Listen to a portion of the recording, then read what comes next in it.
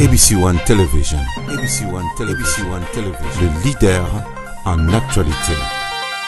Bande ko balandi ya émission tout le Belamboka Congo na pesi bino mbote esika nyonso ezwami bino tika ete kimia nzambe tata eingela omabota mabino ndenge kaka tolobaka ke awa na ABC c'est Jésus-Christ qui est le number 1 ya solo nzambe azali moto na yambo pamba te sama kasi ya bonzambe ngai océan de la presse na koyi kotelema liboso la bilote pamba te na bungisi penza leki wa ngai oyo alandi ngai yango bozali komona ke atako nazane bembe kotamba lango na nzoto kasi lokola Yesu Christ azalaka moto na yambo ndetala bokasi ya Yesu Kristo nde yango etelemisinga liboso na bino na ye pona nini po ete nalakaki population congolaise ete makambo nyonso to moto nyonso wazali mwana ya Congo asengeli koleka na émission tolobela mboka Congo na kopesa ye nzela ndetala tina nazali liboso na bino na etando eke pona te mwana mboka penza bengaki ngai na mbela wa ye alobaki na nga lundi na koya kasi ata kopasi nazali kolela nalobi na pesa nanu privilège na mboka wa ngai pamba te balobi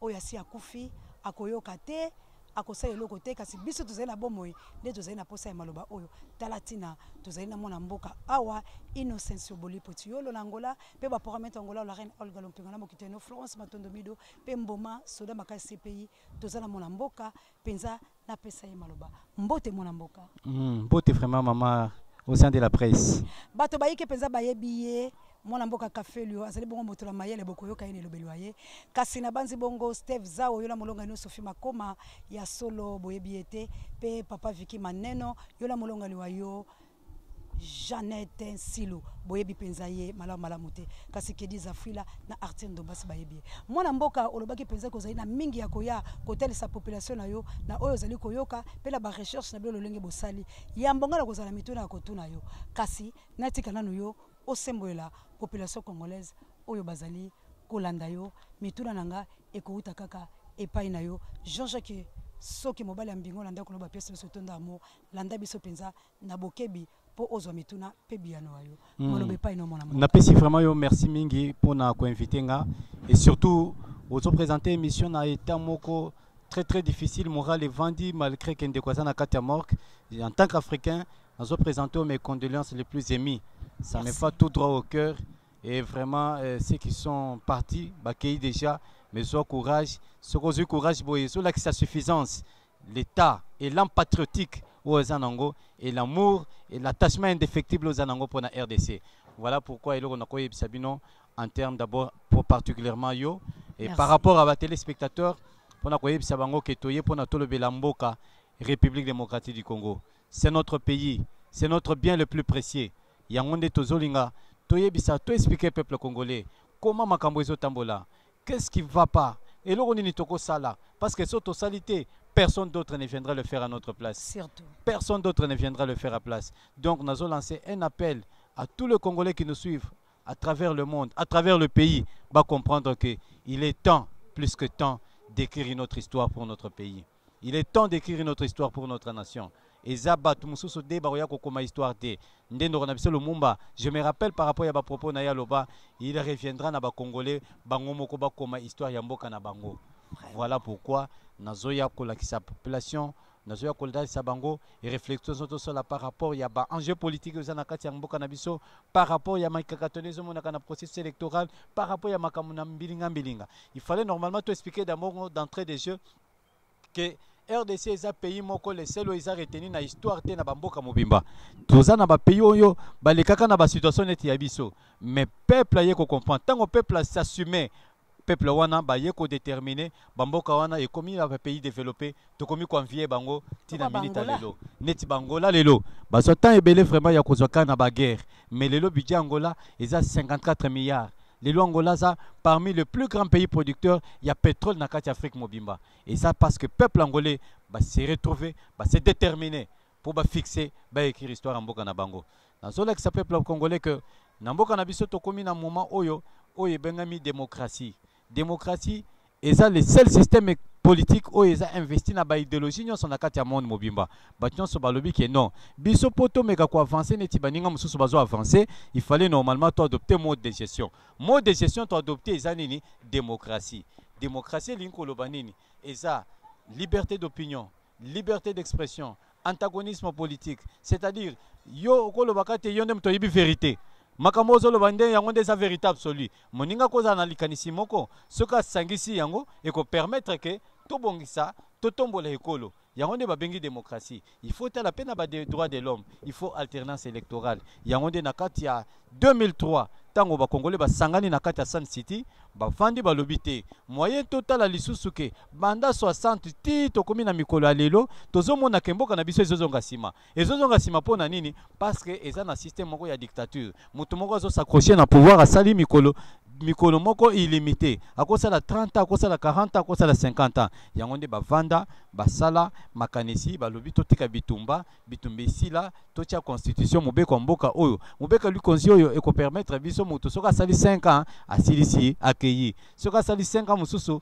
akei libela atiki parce que mayele na ye esuki esika mayele esuki mosusu mpe akoya na mayele moko ya sika de sorte que so abakisi mayele wana emati yango nde tokei tosali constitution oyo ya 18 février nde date oyo bapublia constitution oyo na kati ya constitution oyo na baarticle na nyonso eza na article 220 oyo elobi ke 1 mandat ya président de la république ekozala koleka 2 fois te une fois renouvelable 2 fois te il faut normalement représentation syndicale ezala il faut gouvernement ezala formé na bato nyonso yango nde kopermettre mboka na biso epombama yango nde alusi ya barésolution wana nde tosala élection en 2006 après élection en 2006 toyei kosala élection mosusu na 2011 après 2011 élection mosusu efale esalama na 2016 yango nde tomonaki ke ndeko Kabila asali ba demanda na 2016 asali ba manœuvre dilatoire alobi ke te mbongo ezate a créé ba astuce ebele ti na mokolo lelo yango nde ba mbundumbu to bimaki na kati ya mboka yango ba désordre bimaki alors bana Congo ba telemi balobi te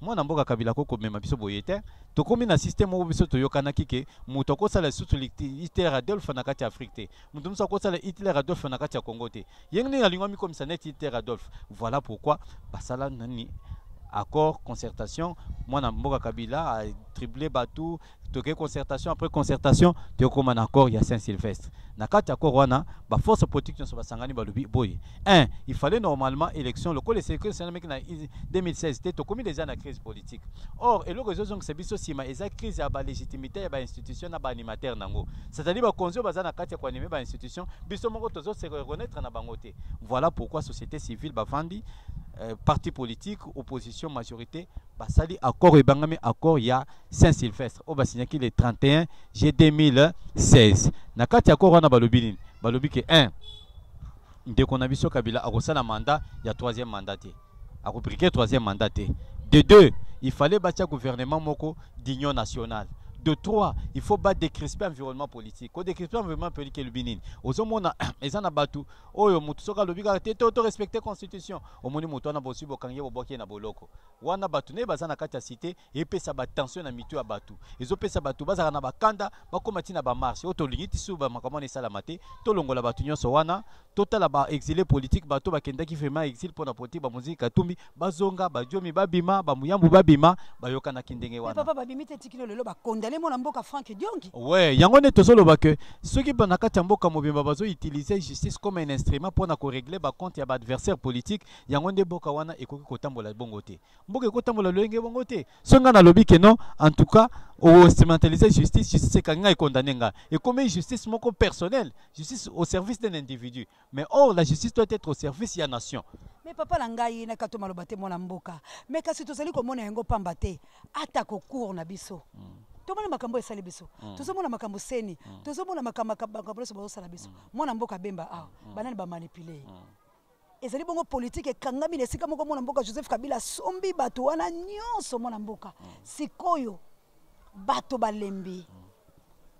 Tango yo solo bake oza ko sembola biso ya solo po ete population ramener bango ko yebisa bango lolenge ni makama bandaki mais kasi lelo mona mboka tozo mona démocratie yango te est-ce que cour ko ko sala makambo esali Jean-Pierre Bemba cour comme so makambo ya ko kataka makambo juste politique la kati ya cour to makambo ya sembola kati do bazoko tema ile ya bato penza na lolenge longo banite mais kana ko sembola yango ne tozo lo bakende ko Kabila azo construire blocage pour na pays a bloqué fonctionnement de la justice, a bloqué fonctionnement du gouvernement, a bloqué fonctionnement de l'institution de Mboka.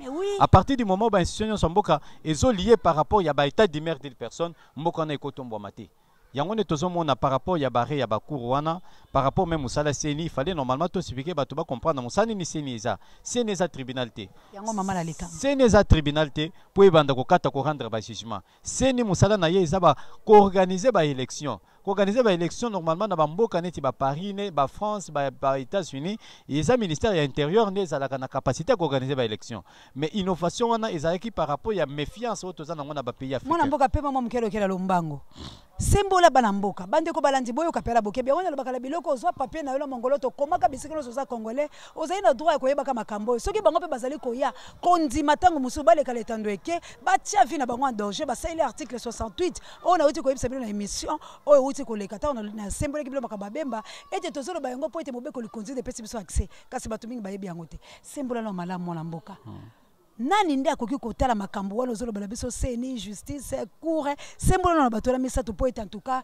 ezali mo passe bato bayike bayebi yango te bayebi kaka seni lobela biso seni sela biso mapona miseni cour toke na cour kasi pena bazali komoyeba te cour ekoki kosala nini seni eza musala nini pe kuna na bazuzi kuna musala bango ezali nini to la ministère na biso ya intérieur nazo expliquer bana mboka bayeba ete musala oyo epesani na seni eza musala ya koorganiser ba élection seni ya koorganiser élection sur base ya nini bakosalele mobeko oyo kosala fonctionnement ya seni compétence na ye compétence seni aza nango eza ya koorganiser ba élection seni ya kosala mobeko to bakosalela seni mobeko te seni ya kosala mobeko te bakosalela seni mobeko mutu asalaka mobeko na kati ya mboka na biso eza parlement esaleli seni mobeko seni olingo organiser ba élection organiser yango boye tala lolingo ko tala ba makanisa tala compétence na yo tala esika osukaki tala compétence na yo esuki soki compétence na yo esuki na niveau boye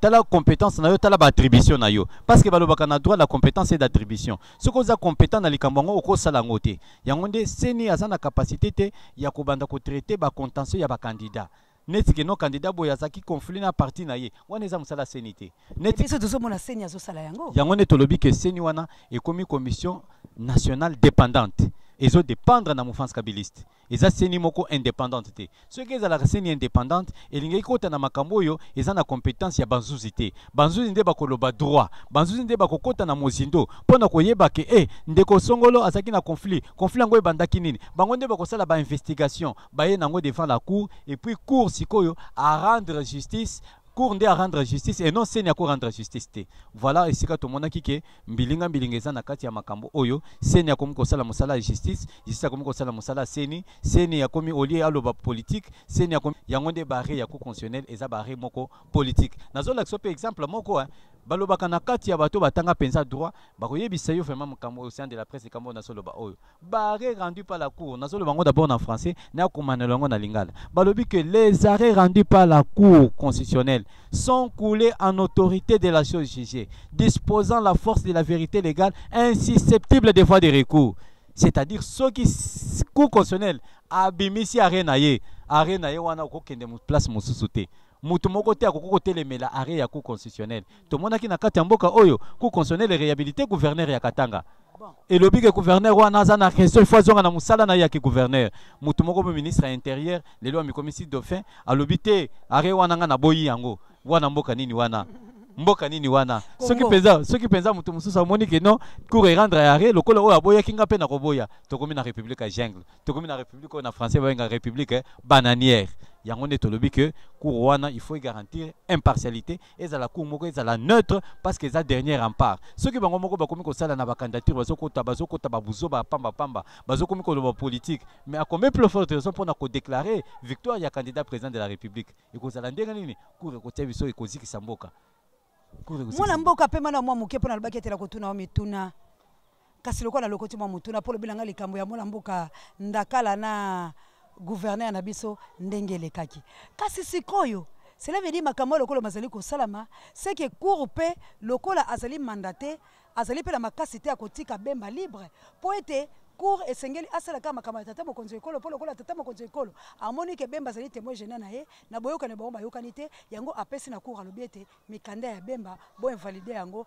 ata kololenge kani boboya yango po tomonaki pe kuna na bato ya ministère public bapesi ya vi na bango baboyi siko pe na lowana cour ya lolenge nini o biso tozanango pe mutuna musuna ina bakisa na anticiper pour la makambo ya bemba lokola bala mboka penza lokola yozali ko sembola ngo malamu bazali komona ete la uta ko lobango na emission e uti koleka awa ke makambo ya bemba bako condamner te kasi bako talisa bato lolenge ni bemba zalaki mais siko tozali ko loba soki ba mendele o bakangaki bemba et que ba prononcer sentence ya bemba ke bemba makambo waye be silaki totalement azana likambo côté azana likambo côté cour wa biso et que ça eloko nini le 19. Oui, très bonne question. Je pense que Nalanda qui de près procès à Jean-Pierre Bemba na Cour pénale internationale. Et ça qui n'a vendu que certains chercheurs, certains experts en la matière pour na koyebisa bango que procès wana ezaki procès politique et non un procès de droit. Parce que moto ezaki complot. Il y a Moreno Ocampo, ancien procureur, il y a Cour pénale internationale, n'a battu témoin, n'a battu à Kabila, ou bah que Jean-Pierre Bemba so gêné bango. Jean-Pierre Bemba fâche. Qu'est-ce qu'il faut faire? Il faut te nuire. Le col tu réussir te kobomaye, il faut te tirer na kasho. Il y a des milliards, il y a millions de dollars américains. Et qui n'est pas procureur, ou il faut que langota bilanga, ou tu que langata n'est pas fonctionnaire de l'État, mais il fallait normalement tout anéantir comme mutumoko. Tu ko anéantir il fallait normalement corrompre Moreno. Il y a des après tant que une instance au monde qui pensait que Jean-Pierre Bemba a été acquitté de tout ce qui lui a été reproché par la chambre de première instance. Donc c'est pour nous que et premièrement justice juste a été rendue parce que Dieu reste juste. Jean-Pierre Bemba a été innocenté par la Cour pénale internationale. Na makambo nyon se tikaliwana et puis faut y ba vraiment maman DS. Jean-Pierre Bemba tant on conseille candidature na ye ba pesaki mukanda na procureur ou ba bengi casier judiciaire. Na kati ba pesaki mukanda yango nde akoteki na kati dossier na ye na seni. Casier judiciaire en tant que procureur Komaki il a été condamné en première instance. Or, décision en première instance, la carte à droit est irrévocable. À partir du moment où ceux qui vont condamner en première instance, ok, en seconde instance, décision est tombée caduque. Ok. Décision est allée sauter.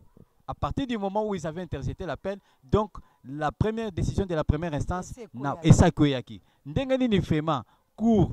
Surtout avis à ministère public la vie. Ministère public où des problèmes n'a été. Mais court parce qu'ils ont le droit. Ministère public nous a dit condamné à battre. Mais pour il fallait normalement que le cour dise le droit. Mais à la place de dire le droit, cour et lobby politique.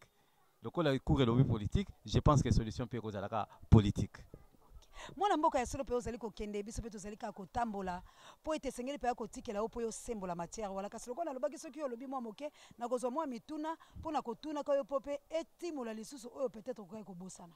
Kasi siko tozali ko kenda makambo maeto ya opposant pe na makambo matele siko maponami po ete bato ebele atako tozali ko loba bazali ko yoka te ta musona nzaya na yo pe lokolo ye ko interpeller conscience pe ko ramener bango ko telesa bango makambo mazali ko leka ta musuba ko yoka na lingi na tuna ete maponami ko tuna te papa oze on azali ko yebisa ezali solo pe vérifiable ke maponami makozala te mona mboka ko sembola nga solo buki lokuta ya yebi po eta zala ka pe na kati na bango makambo susu pe na zoke pai na ye na bimisi ye poisa yango lelo lokolo baki ya koloba na lobi fona tikela ye po bango bazaka la kati cliché na biso oyo ke komi yo machine à voler machine ya imprimer na kati ya fichier wana ezali bobele mengoloto ya mona mboka Joseph Kabila po ete bayebaki tikino na dernière énergie yako zala kaka mokonzi wa mboka siko moyeba kele ko bongo la lisu biloko wana na temps o ezali te mwana mboka kone nanga zo ebeloko ko sala te nde tala tina bomoni bazali ka ko kele botoko pesa mbongo te to boyi mboka mindele biso boko to ko financer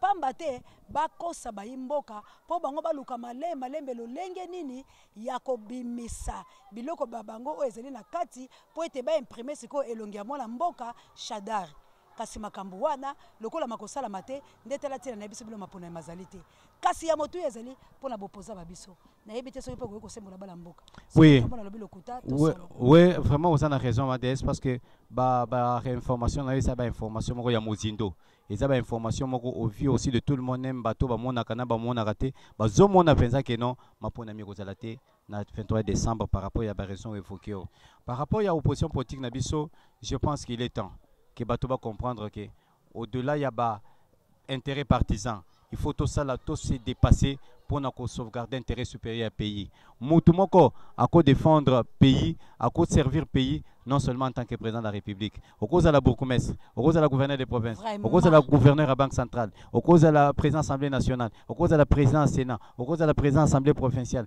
Tinaba secteur Rwanda. Il fallait normalement, opposants, comprendre que pour cette fois-ci ou jamais, l'alternance dépendra de notre comportement. Il ne faut pas tomber dans le piège, il y a Batoyo, il y a Bangouna. Il ne faut pas tomber piège dans l'ennemi du peuple congolais. Au Balingara, va s'éterniser au pouvoir, il y a causé prétexte, chaque élection parce qu'ils étaient en ordre dispersé. Tolingue cette fois-ci, tokende en ordre utile, en ordre unique. Ordre unique et l'axinine. Tobunda d'abord, pour obtenir d'abord transparence à procès électoral. Machine à voter, ça la té, va nettoyer le fichier électoral, va nettoyer la liste des candidats. Électeurs par bureau de vote, liste wana et la contresigné et des deux remplacer opposants délégués IDPS na kata seni de sorte que bison soza na seninde toyokana ki na accord ya Saint-Sylvestre. À partir du moment où ils n'ont pas obtenu ma camion surtout wana pour garantir l'élection ils la transparente, je pense que ça ne vaut pas la peine. Il faut travailler efficacement pour activer les mécanismes de transition sans Kabila. Parce que c'est lui le même le blocage dans notre pays. Il faut le faire sauter. Il faut le considérer comme une force négative au état de nuire. Bande ko balanzi bozali pa kolandela bokebi na sir bozali koyoka ngala linga ka bato ya boye. Ale isi akobenga kanga lisusu te parce que ozali pela mokosi. Bolinga ki bolekala papa na etando eke yo kimika akobenga kanga na ba phone kobenga kanga lisusu te. Ponga la linga ka moto aye aloba likambo solo oleki okosa. Mwana mboka merci lisusu. Kasi na lingi pe bande ko bolanda makasi. Steve Zao yo la molonga ne Sophie Makoma. Président Nangai obenga kanga papa Chabani merci mingi kasi landa bino na bana ya membre ya planète Saint-Denis. Bolanda pena makasi la boke biloso président pe Pierrot Lolendo bolanda pena ba mama ya tapis rouge na Paris. Mwana mboka symbole esika na makasi Chantal Swami landa motula na yo beauté plus beauté ya lolo Swami bato mingi bazali ko kanisa ete kozala kala mongolote ya président de la République ne yango esengeli kasi symbole loko la pona yo ki yango ba yi opposa bazali ko kufela ka président de la République bazali ko bosa na ke gouvernement kozala kala présidence te esengeli na ba instance nyoso wala ezala mais kana ko symbole bango po bazala bomoko ba fule nanu nyoka wazali na kati na bango mpoko wala Vital Kamerhe. Vraiment nazo saluer premièrement makanisi ya Adolphe Muzitu. Nazo vraiment féliciter makanisi ya bandeko na biso ba Moïse Katumbi. Nazo féliciter ba Martin Fayulu. Nazo féliciter ba Matungulu. Baza batu moko bazo comprendre na langage na bango. Mais na yebi ke na kati na bangwana eza na bato babenga ba meme moko ya mwindu qu'on appelle en français les moutons noirs. Bazanga kati. Je pense que mouton noir à cause de là, mais vérité que tu as fait sur mouton noir. Il fallait normalement gérer bango de manière diplomatique, de manière politique.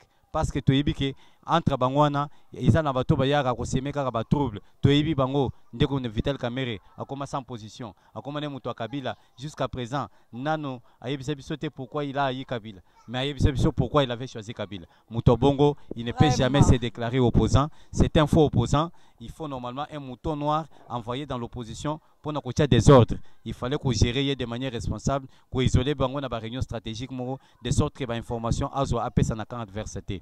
Moi na mboka tozali pa okela suka ka sabi malo bezali pele belé po tozali kotala tango la biso pe totambola ka pe na TV pour la ngonga. Kasi na lingi penza o anticiper moi maloba ya suka pe na lingi penza ete moi liloba moko na mwana mwasi onga penza zali ko pesa longoni ya Chantal Ayao pambate anzima ete a servi mboka na ye po eta boyeba mayele na biso boyeba aussi de la presse kufa pamba aboyeba tuloko la bino bozanga na etando ekoleka po ete RTNC toyebi yango basi bakangi yango na bato moko donc biloko lose komi kaka politiser lengo lobi toyebi te justice politiser cour politiser seni toyebi te bato bakosala nini kasi omeka pe ko sembo la population congolaise moi maloba penza ya kilo pe na la patronne Chantal Ayao.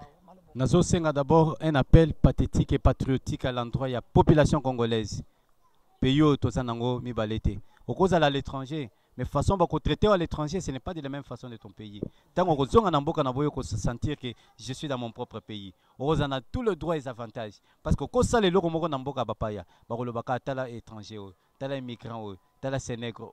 Donc à un certain moment, on va se sentir indisposé. Voilà pourquoi Tozo Senga, un appel patriotique à tout le peuple de la diaspora. Boya. Un appel pathétique na la diaspora. Mboka zamboka na bino. Mettez tout ce que vous avez, votre intelligence, vos moyens au service des gens qui sont en train de travailler comme ça, qui sont en train de prendre les risques, de dénoncer, de vous informer, de vous former sur un certain nombre de questions. Il faut normalement vous se mobiliser. Ce pays est nôtre. On ne libère pas un peuple, mais il appartient au peuple lui-même de se libérer. Parce qu'on a toujours dit que les nations sont dans le monde et après, il y a se développer. Et après, il y a kende liboso, à condition que le peuple n'aille à téléma. Ce peuple a télémi, le peuple a changé à Makambo.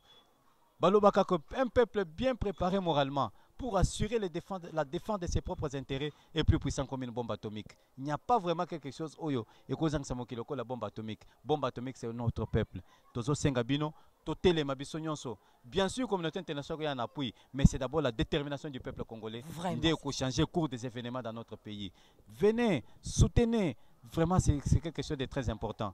Par rapport à l'investisseur, par rapport à la dame, Maman Chantal, sois toujours une gardienne jalouse du temple de la paix pour préserver tes enfants de l'embrigadement sauvage. Pour vraiment être une gardienne jalouse du temple de la paix parce que tu es pont et port de nos espérances.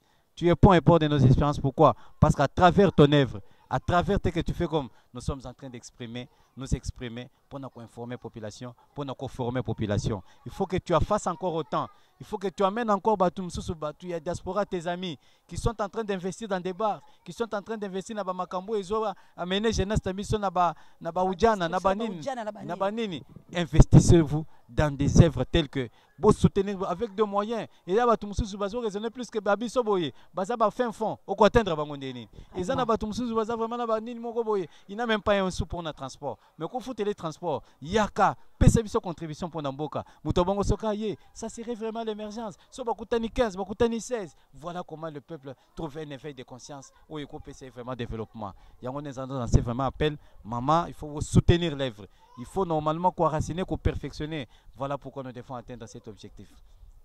Vraiment merci mon amboka pambate tozali kaka na yo pe tokozala na yo pambate il faut to landisa yango to sali lelo ya sola takolaza la pasi kasi bembeza na morgue tozali ko milengela kuluka misolo et bongi to osali lelo osali lobby okula pola nini ebele ya bato au fur et à mesure baza ko yoka yo mais pas sinon ezali ko mona lelo lobby okeboma okematadi mwanda tout ça oui ezali ka musala mais na sengi pe na yo misena nukomona na po peuple na yo eye bape makambo oyo encore une fois penza merci bande ko balandinde ka to yebisi bino ete bomoni penza lolenge ni bala mboka bazala posa ya koloba kasi po TV zali tango to lobila bino ete pe nazali ko senga bo mise ba moyen ba mécène bozali ebele o pe ba mbongo na bino bozali ko bwaka yango bo soutenir émission oyo tout congolais azala posa ya koleka la posa ya koloba tozali ko benga na bala mboka ete ba ya koloba po la mboka na biso mapona mazali te fichier ezalaki na bilongi ya Kabila esengeli ba changer yango boyoki mona mboka ndenga lobi na ba opposant zaka kiti ya bokonzi ya kozala tata ekolo te okoyi kotelema na Sénat okoyi kotelema epai ya bazuzi okoyi kotelema na bisika nyonso to bunda nde tozala liboke tokene transition sa Kabila kasi papa bosali bato balaiki pe sengeli to interpeller bango ke batelema balala te po ete phase oyo ezali pena makasi moi maloba moke kabuya pesa na papa pona bato ya laïque okolo bala bango nini na pesi encore merci et félicitations encouragement na comité laïque de coordination bango tango ba telemaki to monaki ndeko na biso Kabila zakababa mais jourana lobaki na média c'est-à-dire action na bino et faire bouger ye yango ne tozo senga bino bozala toujours déterminé bozala toujours bolamuka en cas de dérapage bozongi sisima parce que vous êtes les princes de l'église vous représentez Dieu vous représentez les morts et les vivants merci bandeko na ebite tango soki kabuya akozwe elema oyo po ete mwana mboka fali matoko asala yango ezali bongo na ecclesia na moni vital camera na kati kasi pamba tete vanda kaka po tokomi na biso na suka bokozwa yango pena fali matoko akotia yango atala sima emission na suka bolanda yango pela bokebi na moni vital camera na moni bandeko mususu na kati ya ecclesia kasi sango alobi bozali koyela nini bokolanda makambo wana merci na yo kabuya ozaki na sima ya kamera bandeko bangai tango nyonso lobaka population congolaise bozala penza bato ya kotelema bolandi mona mboka la bokebi alobi ete peuple baliberaka yango te peuple yo moko il faut otelema pola nini makambo wa yo matele na pesi merci na bino nyonso balandi biso merci na bandeko nyonso bobenga kingai merci pe na ba honor bobenga ite mama Mboyo Bokelo Konde Fampekato Angelo Sandra Nila Dadi Boyembe mama nanga Sylvie Mbenza molobelo wa bino c'est de la presse akufeli ki na propre et bembeza na morgue na pesi bino penza mbote bisika nyonso bozali Guillaume Solo Shaba Lokwa Emmanuel merci po benga kingai Aleki Tete Kuba Stone Aimé de toi là la pesi bilo sombote kasi bande ko bangai to telema. Merci les sous penza na Steve Zao molonga ni a Sophie Makoma. Merci et kotinga pela na motema nzambe apambola bino. Congo au Congolais, Congo au Congolais. Congo soki to bundite Kabila konyonga biso pe akomonisa biso passe. Bo pesa merci na Kabuya l'homme puissant o azalaki bo la sima caméra. Merci na Fali Matoko na montage na ye. Pe merci na coordination Jimmy Boyembe. Jean-Jacques Soki. Pesa bongo merci mobala mbinga mobala landa kono ba pesa so tonda amour. Pesa merci na maman Chantal Yao po ete yenda zali ko pesa opportunité penzela to lobela kabilo makambo oyo.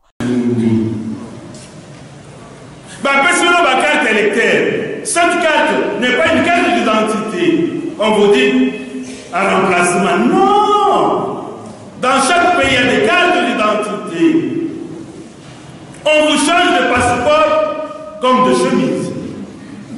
Non, allez, tiens, Moussous.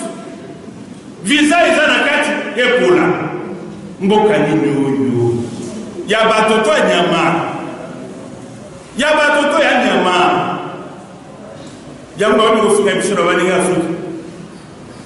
Les imbéciles, les médiocres, les voyous, les idiots, les Togolais les disent, les Gabonais les disent, les Ivoiriens les disent, les Burkinabés les disent. Nous ne voilons pas la face. Et ça nous dit absolument rien. Nous allons où? Nous devenons une moquerie de tout le monde. Pourquoi cela? Pourquoi? Tout ça, il m'a bécane. Jonas Azali Koloba Bongola Moutema. Yezo Aponi Baye Kolibayambu Bandi. Andele, Nandekone Simo. Simango Aponi Yakobo na Biwan. Balo Bibambis. Alinga bongo les années na bango balo Bibambis alobi. Boza la sika balobi ya bato. Bato baye panangai, basangana nangai, bazala bangai. Ba moto te. So to chelike pa moto, to kolonga te. To chelike pa nzambe. To chelike pa nzambe. Nzamba lingi yo pe linga ye, linga pe moninga wa yo. Nzambo na yimbia wa ya solo nzambe na ngai. Nalunga zando makoloti kingasani. Sapato nyonso toboka pona zanga mbongo. Mai na kuraba kata. Mwana na kelasi babengana nini wana. C'est une interpellation. Et ça comme sur le côté, tu kana tele manalo ba ngai. Makasi na ngai te. Nous disons souvent tout pouvoir vient de qui? C'est vrai, hein? C'est vrai. Réfléchissons. Et le pouvoir que nous avons vient de Dieu? Non. C'est un pouvoir arraché de force. Et ça continue à se faire. Vous ne gagnez pas aux élections. Vous vous imposez. Par 2 fois. Du point de vue constitution, vous n'avez plus mandat. Du point de vue accord de Saint-Sylvestre, vous n'avez plus mandat. Mais vous voulez vous imposer cause.